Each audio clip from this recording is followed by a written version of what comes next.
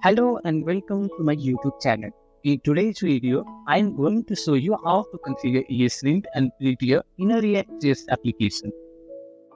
First of all, let's understand what is linting. Linting is the process of analyzing code for potential errors, bugs, and stylistic issues by using a tool called linter. Linter has the capability to scan your code and provides feedback based on predefined roles and conventions. In simple terms, you can think of linter as a rule engine where you get to define a set of rules based on which it parses your code and highlights those sections which fails the rules. You have the option to either highlight the failed statement or block as an error, a simple warning, or you can even skip or ignore that part of the code. You can say that the primary goal of linting is to improve code quality and maintainability of your project by adhering to the coding standard. Let me show you some of the basic examples. ESLint helps identify and correct syntax errors in your code, ensuring it is valid and can be properly executed. In this example, you can see at the end, we are logging a variable result of type number and assigning value returned by function add numbers. Add numbers accept two variables of type number and return their sum. Even though one can infer the type as a number, TypeScript recommends to explicitly define a return type of a function. ESLint enforces consistent coding styles, conventions, and formatting. It helps maintain a unified code style across the project, making it more readable and easier to collaborate. In this example, we can see that there is no space between operator and the variables.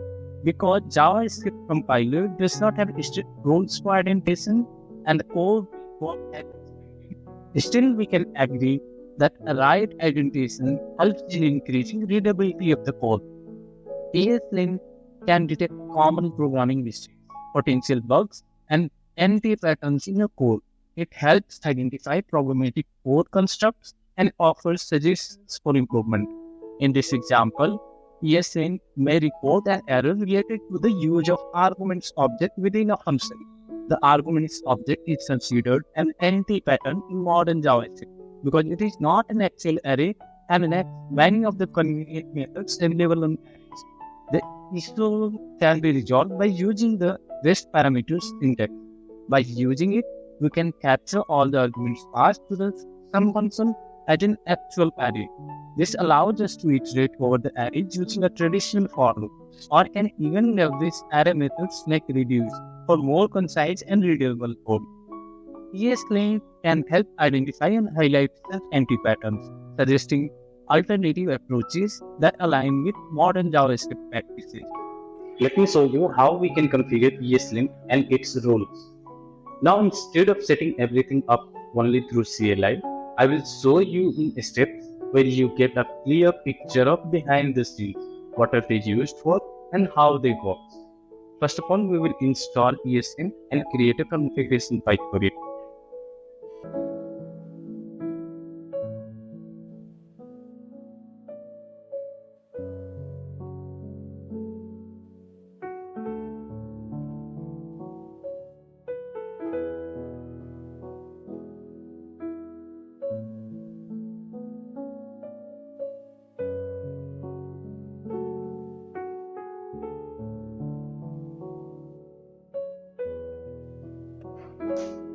It exports an object as the configuration for ESLint.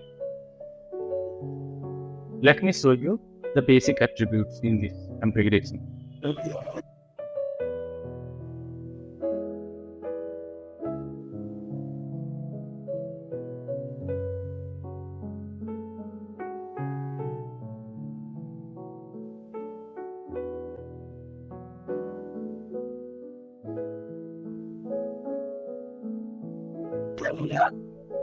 So, extends is an array that allows you to extend existing ESLint configurations. You can add popular presets or even custom configurations if you need. Suppose you want to use Airbnb recommendations or TypeScript, then simply add their MP module in your project and add the reference in the instance.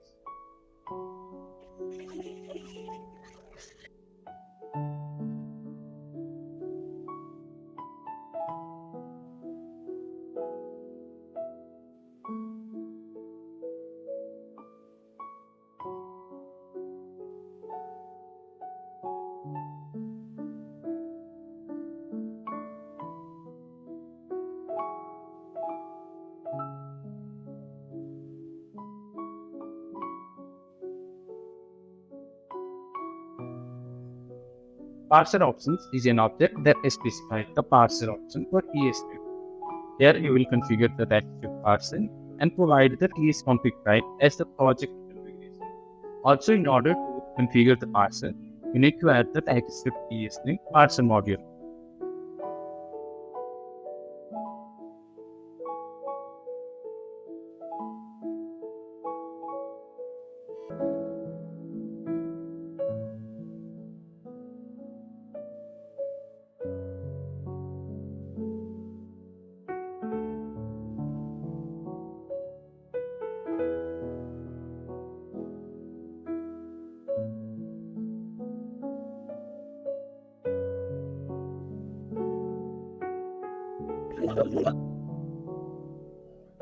Plugins is an array that allows us to specify ESLint plugins. Here, plugins provide additional roles and functionality. One of the popular plugins used in the React TypeScript app is ESLint plugin import. To use it, add ESLint plugin import to your project and then add import to plugins and add the reference to the extension.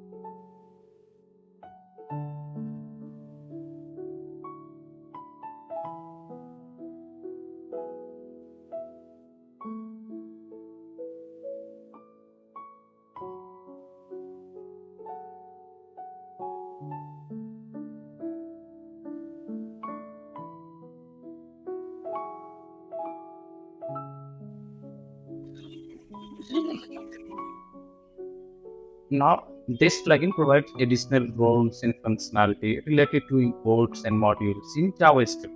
Some of the key features of this plugin are: it provides the rules for ensuring correct usage of import or export syntax, such as enforcing consistent import styles, validating the use of default and named imports, and preventing invalid imports.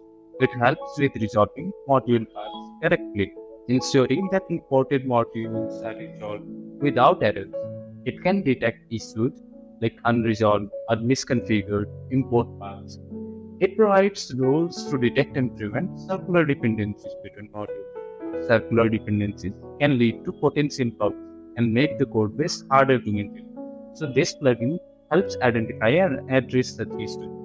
It offers rules for sorting and grouping imports, helping to maintain a consistent and organized import structure. This makes it easier to find a specific import.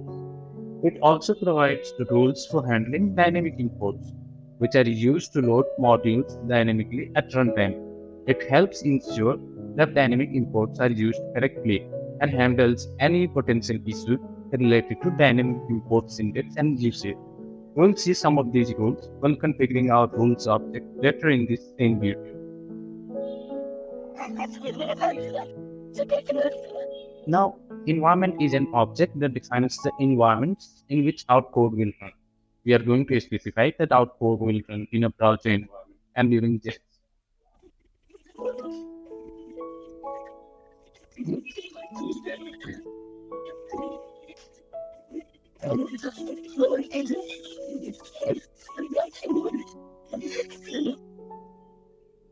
Well, root accepts a Boolean value that indicates that the configuration should be applied to all files in the directory and its subdirectory. We'll set it to true.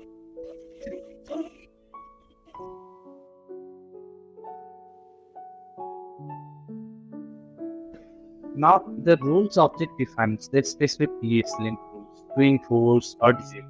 Each rule is specified with a key value pair, where the key is the rule name and the value defines its behavior. Along with it, we also have the option to override any rules from above presets and plugins.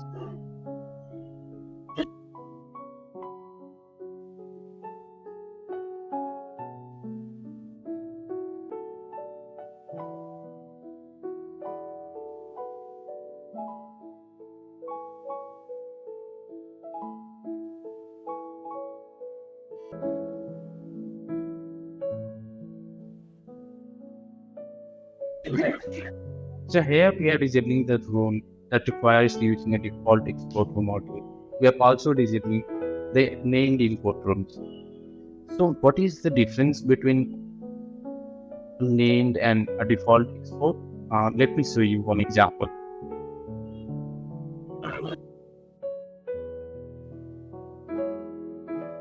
Here you can see that we are importing React or React DOM. These are default imports. The examples for named imports will be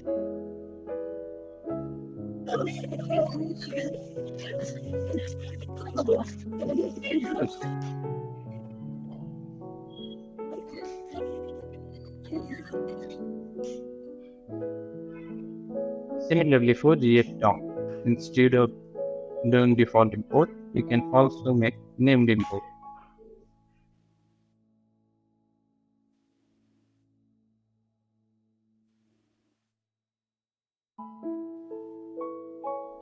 So keep in mind that the decision to enable or disable this rule depends on a project's coding standards and conventions. But it is important to follow consistent import practices across the code base to maintain the readability and avoid confusion. I have worked with people and people has opinions. So sit with your team and agree on a standard which everyone follows.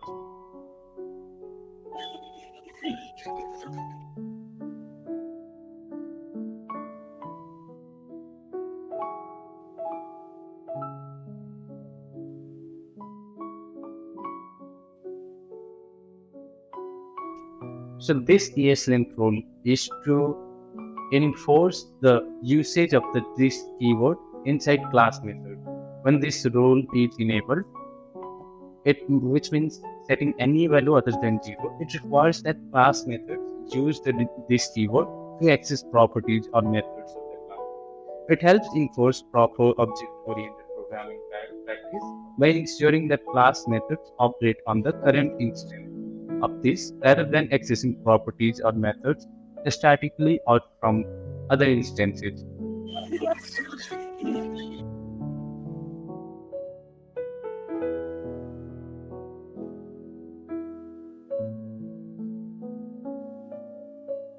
Well, the no void ESLint rule is to enforce avoiding the use of the void operator. When this rule is enabled, it prohibits the use of the void operator, which discards the result of an expression and evaluates to undefined. The void operator is typically used to explicitly indicate that a function call or expression is intentionally returning undefined.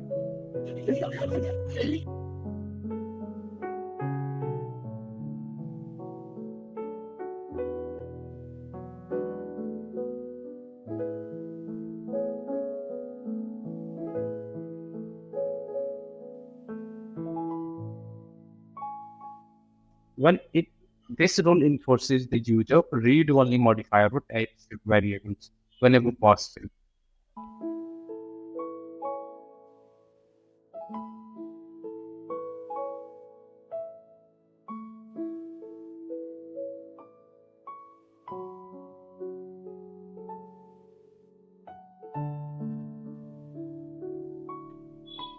Well, I think this is one of the most famous, and probably you all are familiar with this rule. It specifies we can't explicitly specify type of something as any.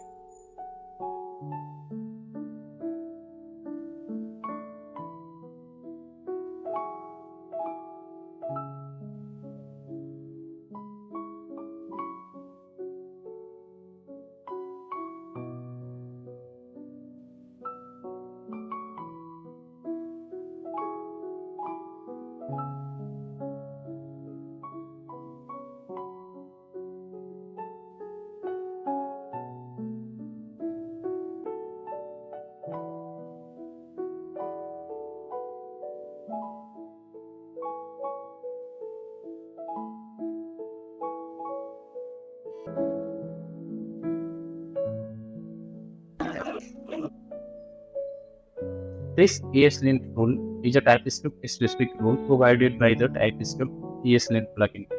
It enforces a consistent approach for type assertions in TypeScript code.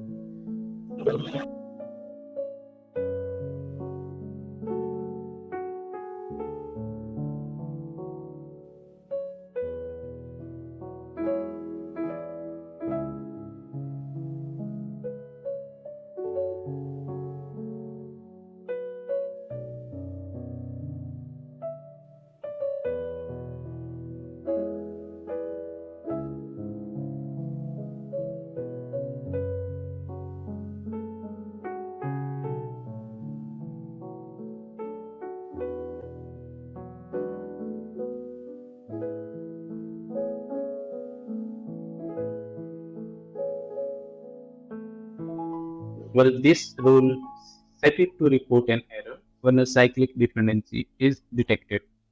The max step infinity option allows for cyclic dependencies of any type. Suppose you have a user service and an auth service. Auth service will need to interact with user service, and it is trying to authorize the user who has sent the request.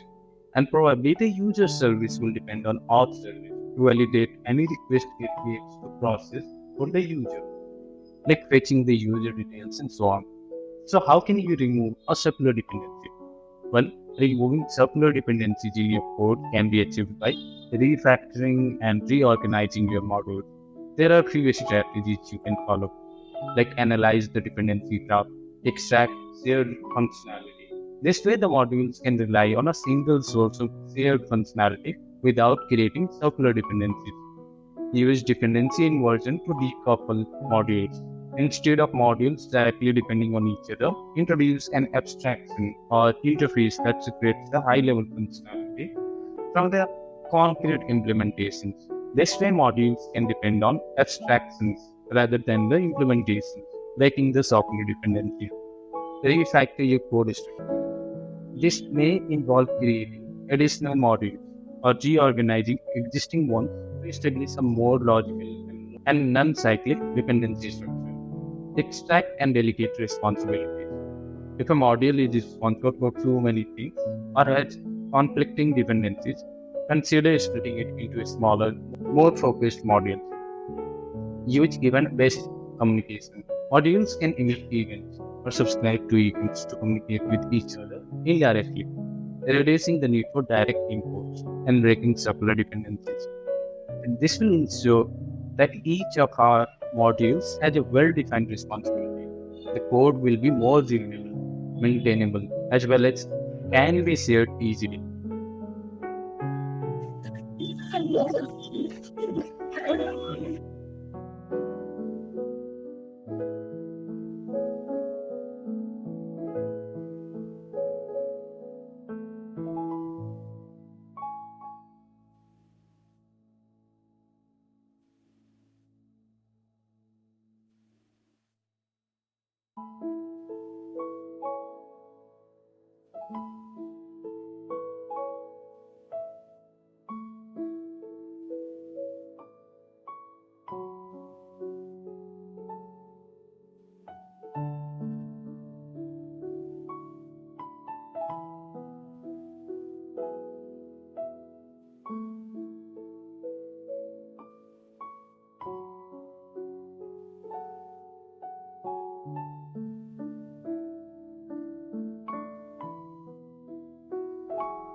The no use before define enforce the use of variables or functions definition before they will be used.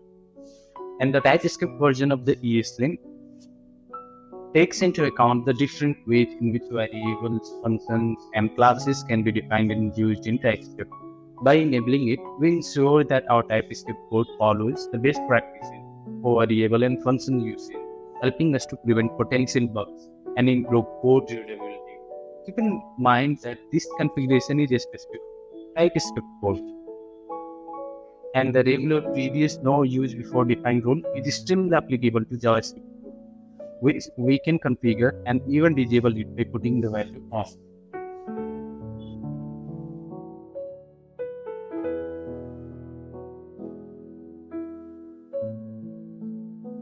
Now we will integrate Prettier in the plugin section. For that, first of all, we'll install the Prettier.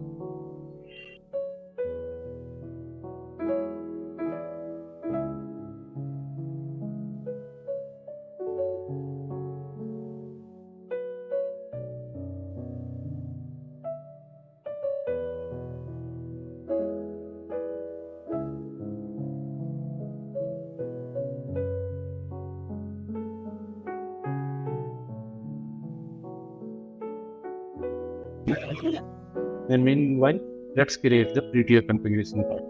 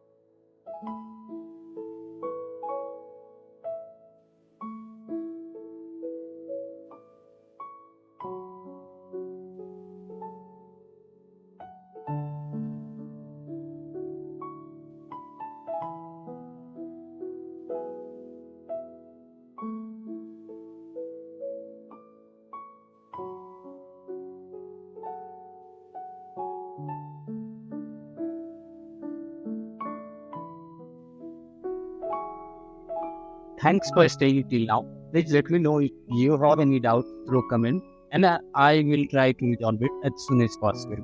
I will continue this series and will explain you the integration of commit in the next video, which ensures that commit messages adhere to the conventional commit message format. It will also help us in automating creation of release notes using change log. Please subscribe to get the latest updates.